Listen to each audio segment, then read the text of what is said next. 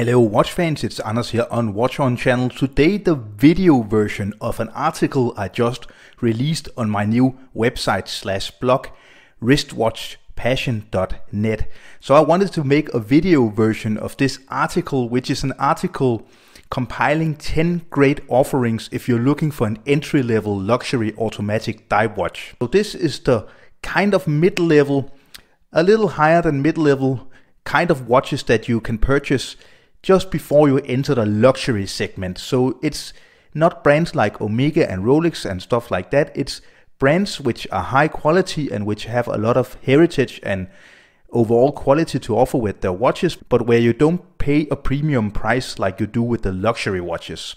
So in random order, I'm going to give you 10 great ideas of watches you could maybe look into if you're looking for a watch in the price range between $1,000 and $2,000 US. And I will also at the end of the video give you 5 alternatives which didn't make the list. If you want to see this list in writing instead of seeing this video, you can click the link down below in the description. Then you can also read the article, and in the article you get a lot more information about the watches and links to all the websites and stuff like that. So let's just jump out into this 10-part top quality entry-level luxury dive watches. And the first one is a favorite of this channel. It is a watch I own, and this is actually the second time I own this watch. The one I own right now is the bronze steel version, and that's of course the Oris Diver 65. This is one of the very big successes for the independent watchmaker Oris. So the Oris Diver 65 is one of the best selling watches in the lineup, and that's not a coincidence because they actually managed to make the perfect merger between vintage vibes, heritage of the Oris lineup and dive watches of yesterday, and also modern technology, and it's just such a nice package you get. So what you get is a vintage inspired dive watch in 40mm. You can get the watch in 36 as well if you prefer smaller sizes, and they actually also now make a 42mm version. My favorite is the 40mm version, and it comes in a lot of different color variations, strap options, and now also in bimetal, because you can get it in steel bronze just like mine, where the bezel insert is, or the bezel is made of bronze, but you can get it in a more steel bronze version as well. What is really nice is the overall slim case, the heavily domed sapphire crystal, and then you get this very nice tool watch looking brushed case, which actually makes the watch look like a watch from the 60s, because back then with tool watches like dive watches you wouldn't get the very exquisite polishing you see on many dive watches today. So the watches are powered with the Seiko SPP05J1 automatic movement. It's a good and solid movement, but I'm a little bit disappointed that, as far as I know, Oris, they don't actually regulate the movement. They do moderate them a little bit, modify them because they put on their own rotor, but I would really have wished for Seiko movements in Oris watches to be regulated more. You get 100 meters of water resistance, and this is actually also something that people criticized Oris Diver 65 line for, because people think that a dive watch should actually be more than 100 meter water resistant, up to 200 meters. I have no problem with this. The great thing is that these watches are absolutely strap monsters. If you get one of these watches, you can put any strap on the watch. So if you look at the retail price, it's just around $2,000 on leather, nasal strap or rubber, and then a little more expensive on the steel bracelet. But never buy this Oris Diver 65 watch at retail, because you should look into getting it pre-owned or from the gray market, and then you should get it at around $1,200 to $1,600 US. So getting more into Oris, because Oris, they are not only about making heritage watches inspired by older times in horology, they are actually also making top modern watches, really having this very modern look and touch and feel, and that's of course the Oris Equus. So this is essentially kind of the same watch as the Diver 65 when we look at the movement and materials. They do have ceramic bezel inserts, which we don't get on the Diver 65. The cool thing is that you can get a very modern looking watch And something that Oris has become very famous for is the high quality of the bracelets on the Oris Equus. So this is another smash hit for Oris, in my opinion, and we can see that this is a very popular entry-level luxury watch. Again, we get the watch powered by the Seiko SPP05J1 movement. I would actually wish that they moved up a step with the Aquis line and then get the Seiko SPP0300 movement, which is a higher grade of the automatic movement, which is essentially a clone to the ETA 2824. So very, very accurate, very tried and tested, and very, very easy to service. So you can get this watch between 39.5 millimeters and up to 43.5 millimeters. And you can get it in a lot of different colors, different strap options. Again, like the Oris Diver 65, this is a watch that can have many looks. You should be aware that it comes with integrated bracelets or proprietary bracelets from Oris, so you can't actually change bracelets. It's not a strap monster just like the Oris Diver 65. But if you want a more contemporary looking modern dive watch with modern materials like ceramic bezel inserts, also see-through caseback, high quality strap options and steel bracelets, and also 300 meters of water resistance, then I would definitely recommend the Oris Equus. We move on to a very legendary dive watch company, and that is Doxa. So Doxa were really big in the 60s and the 70s within dive watches, and maybe the most known is the Doxa Sub200 with the big cushion shaped case with the orange dial color. So if we look at Doxa today, they are much smaller, but I recently acquired the new version of the Doxa Sub200. I got a full review on my channel. If you're interested in seeing this review, click up in the right hand corner. So this really amazed me. When we look at the price range, you can get a Doxa Sub at around $1,000 to $1,200 US, which is a really nice price when you see what you get. So you get heritage, you get a true dive watch. You can get it on a rubber strap or on the Beads of Rice bracelet. I would recommend getting the Beads of Rice because this is the bracelet type that Doxa are really famous for, and it's such an amazing bracelet. So you get 200 meters of water resistance, and the watch is powered by an ETA 2824-2, which is really nice. Sapphire crystal. The size of the watch is 42 millimeters. It does wear a little bit smaller than 42 millimeters.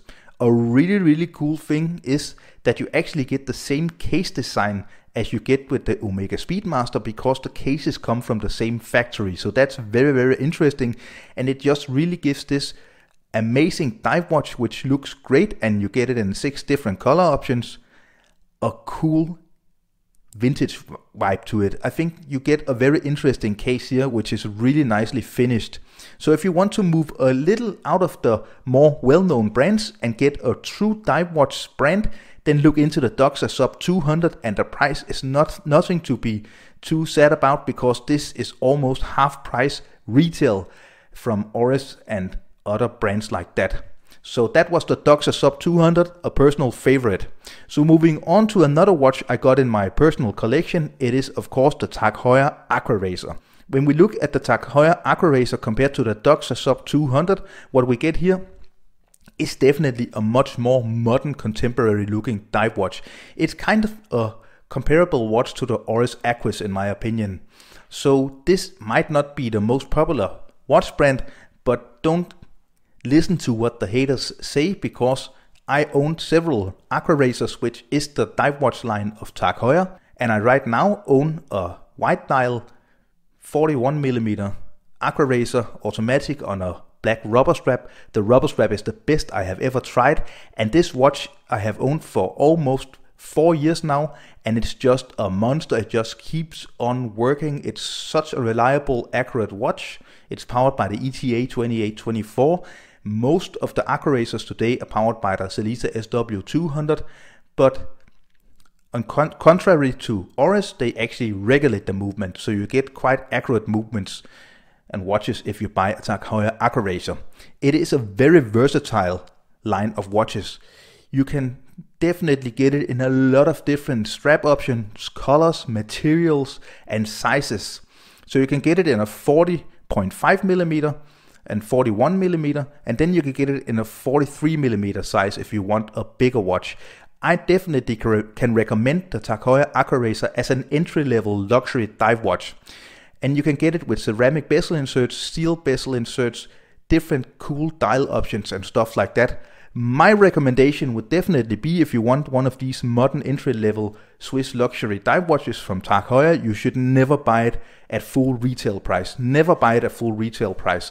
The problem with the Heuer Aquaracer is that it's a watch that really loses its value on the secondary market. So try to get a pre-owned one, and then you can probably get it at around $1,200 to $1,600 compared to the retail price, which is between $2,000 and $2,500. So you can almost get half price, maybe around 40 to 45% off. So the modern Aquaracers, they have amazing bracelets and amazing lume, accurate movements, so a really nice option. Moving on to another legendary Swiss watch company, and that's Hemington. And the one I'm going to present you to in this video is the Khaki Navy Scuba. And this is one of the best value propositions in this list. Again, Hemington, they have a very nice history. They're mostly known for their field watches, but with the Khaki Navy Scuba, they also made a nice line of affordable entry-level luxury Swiss dive watches.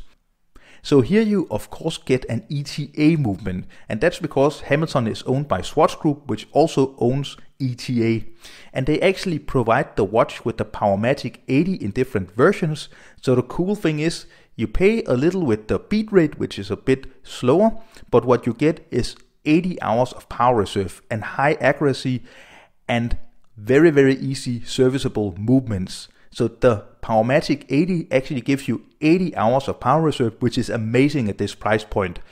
You get different color options and strap options. My favorite is maybe the orange or the blue, but you can get it in a black version as well if you want that. And of course you can get it on steel bracelet, on rubber strap, or on NATO strap. So you have a lot of options. Again, this watch is a strap monster. It's 40 millimeter in diameter, but you only get 100 meters of water resistance. So if you are looking for watches with a lot of water resistance, this isn't the option for you.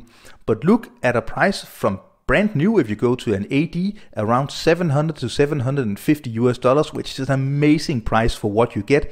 This is high quality, and this is a testament of the scale in which Swatch Group can produce watches, because they can just provide movements at very low prices. If you go into the gray market or pre-owned, I have seen this watch down to around $450 to $500, which is an amazing price for what you get. So really nice value option here. Moving on to another Swatch Group owned company, this is Ricardo. And Ricardo is a company which is kind of a sleeper company in the Swatch Group lineup of watch companies, especially within the sports watch category. But recently, a few years ago, they actually reintroduced their Hyperchrome Captain Cook dive watch in a 37.3 millimeter size. And now they recently actually expanded the lineup with 42 and 45 millimeter versions of this watch. And this is definitely one of the coolest vintage inspired dive watches I have seen in years. I really like the Captain Cook. The cool thing is that you get this very vintage inspired dive watch with a really cool kind of sloped look, because when you look at the way that they made the bezel and the very dramatically domed sapphire crystal, you get this very interesting, almost kind of a pie pan shape to the watch, which looks really cool. I really like the angular bezel and the big arrow hour hand, as well as the logo, which is actually moving. This watch was originally introduced in 1962, and now it's back. And as far as I have heard, this is a big success for Ricardo. Just like the Hemington is powered by Ricardo's own version of the Powermatic 80. And this is just amazing because, again, you get so much power reserve. You can lay down the watch when you wear it during the week, and then you don't want to wear it during the weekend, then you can just pick it up on Monday and it's still running very nice sapphire crystal with AR coating, 200 meters of water resistance, and a very nice thickness of only 12.1 millimeters. So this is one of the more pricey options in this video or list, because if you go after retail, it's around $2,100 US. I'm sure you can negotiate this price. And if you go gray market or pre-owned, you have to pay between $1,500 and $1,800 US. So this is a watch that hasn't gone very long down in price, but if you like this look, you sure will get a quality watch. I have never seen a negative review of this watch yet, so it's a very interesting watch, and you can again choose between different strap options and a very nice Beads of Rice bracelet. And this is one of my personal favorites. It's a watch I used to own. I sold it, which I kind of regret now. But this is of course the Cetina DSPH200. This is a remake of a 1967 dive watch from Cetina. And this was reintroduced in 2018 in a really nice package with a nice leather strap and a NATO strap. This is kind of odd because you would never dive with a NATO strap or a leather strap. So this is kind of Cetina saying you want the overall look and feel of a vintage dive watch, but you're never going to dive, so you're a desk diver. But this is a strap monster, so you can easily just buy a nice rubber strap for $30 and put it on the watch. It's water resistant, as it says, down to 200 meters, which is perfectly fine. And I really think you get a super cool vintage vibe and look and high value for your money. When I reveal the price, you will maybe be a little surprised if you don't know the prices in this watch yet. My only regret with this watch, which is also powered by the Powermatic 80 movement, is that it's a little too big. It comes in 42.8 millimeters. That's maybe around 2.8 millimeters too big for a heritage dive watch in my opinion. The original was 40 millimeters, and I wish that Cetina stayed with that size, because almost 43 millimeters, it's just a little too big for a vintage inspired dive watch. And that was actually the reason why I sold it. I had absolutely no problem with the watch. Amazing lume, amazing, very vintage feeling bezel action, beautiful case back, solid case back with the Cetina turtle. Hesselite crystal, which is a really cool choice because it just gives it a really nice distorted vintage look. But the size unfortunately was too big for me. But if you can pull off almost 43 millimeters or you like bigger watches, this is definitely the watch for you in my opinion. You get a really nice watch. So buy it new at around $800 US, which is an amazing price for what you're getting. Or go pre-owned, and I have seen it at around $650 US pre-owned. So this is absolutely amazing that you can get such a nice watch at such a low price. So this is definitely, along with the Hemington, the value proposition at the lowest priced watches in this video. So moving from Switzerland to Japan, and of course we're moving into Seiko. So no list of entry-level luxury automatic dive watches without mentioning Seiko. But of course no line of watches without the Prospex SPP05J1. So this is a very nice vintage inspired dive watch, which I really like the looks of. I have owned several Seiko dive watches. I actually recently purchased a King Turtle, which I'm really enjoying, but this has much more of a vintage vibe to it. But this is really cool because I really think that the watch is both vintage looking, heritage looking, and also modern. So it's powered by the 6R15 automatic in-house movement with a very acceptable 50-hour power reserve. It is kind of like the Cetina, a bigger dive watch at 42.6 millimeters, but I think you get a lot of value. When we look at the movement, this is a in-house movement with hacking and manual winding, and Seiko, they say that the accuracy is between plus 25 and minus 15 seconds per day. This is not very good compared to Sellita and ETA movements, but I have never experienced any of the Seiko movements being as inaccurate as they say that the levels could reach. And I think that's just maybe a Japanese thing to not promise more than you can deliver. I think this is a really nice choice, and from what I understand and what I experience, you never go beyond 9 seconds per day plus or minus, which is acceptable at this price range. It's a really nice thing with this watch that you actually get a curved sapphire crystal and not the weaker proprietary Seiko hard legs. So I think you get a really nice value proposition here. If you buy it brand new, it's around $900 US, but go gray market or pre-owned and get it around $600 to $700 US, and you'll get a really cool Japanese dive watch. And we're moving back into Switzerland and into the Swatch group. And of course, it's the Longines Hydro Conquest. So this is a modern looking dive watch. This is a contemporary looking dive watch and one of the biggest competitions to the Oris Equus and the Heuer Aquaracer. But if you're looking for something different than the two others, you should definitely look into Longines, which is a legendary watch brand with a history dating back to 1832. And it's very interesting with Longines that they're actually slowly moving more towards the luxury segment. For years, Longines has been maybe a little mid-level in the Swatch group, and now it's very obvious that Longines are moving the quality, the materials and the price range of their watches just below Omega.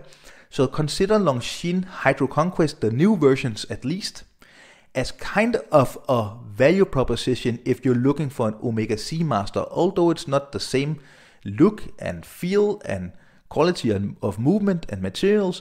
This is kind of an alternative within the Swatch group if you don't want to pay $4,000 for a dive watch. The Hydro Conquest comes in a lot of different versions. If we're looking at the more older versions, then you'll get it with steel, aluminium bezel inserts and ETA movements. This is definitely a nice watch. If you're looking at the newer ones, you get sapphire crystal and you get ceramic bezel inserts, and you actually can now also get a luxury version of the Hydro Conquest made completely of ceramic, which is really cool. A really nice thing is that the options with straps is great with different bracelets and rubber straps, and you can easily also put a Hydro Conquest on a leather strap or on a NATO strap if you prefer. It's a 41mm watch. My version is probably the blue one. I think the blue is really beautiful with these Hydro Conquests. And also in the newest iterations of the Hydro Conquest, Longines actually got ETA making a proprietary movement for them, gives a more unusual 25,200 vibrations per hour, but you get a nice 64-hour power reserve. So if you look at the newest iteration, not the most modern one in ceramic, but the steel version, you can get it around $1,500 US, which is really nice. Maybe you can haggle or go gray market and get it brand new for $1,200 US. Or if you're really careful and look at the pre-owned market, you can get one of these nice Hydro Conquests for around $800 US. So that's nice value.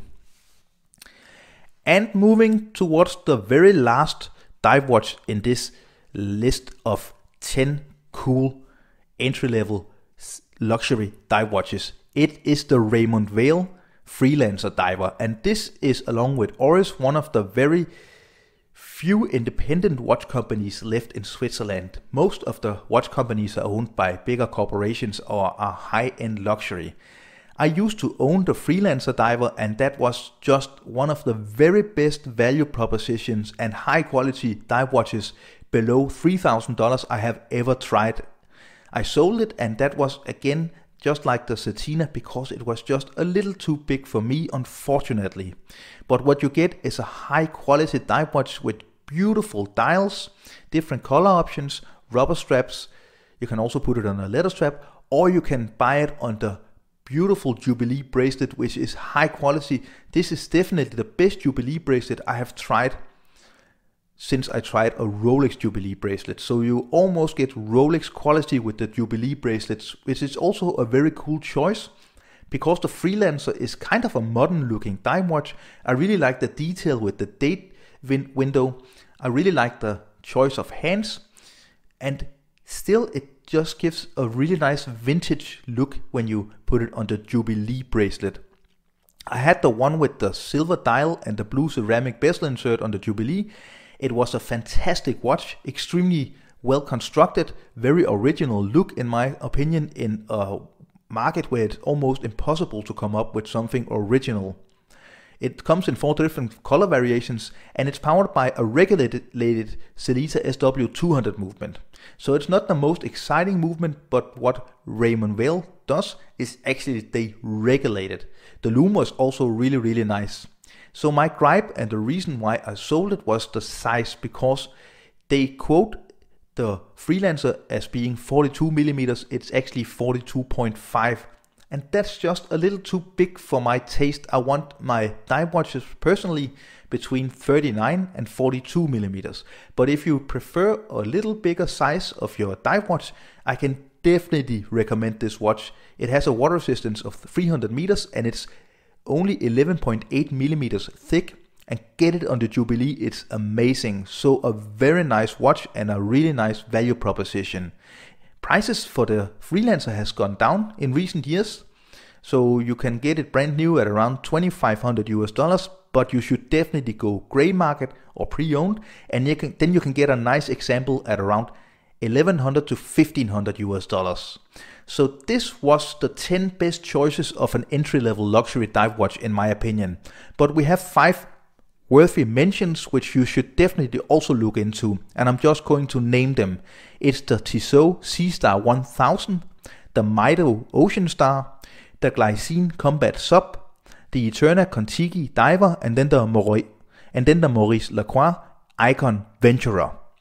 I hope that you stayed with me all the way through this long video and you got some nice inspiration to go and look into maybe some dive watches you haven't considered if you're looking for a dive watch below $2,000.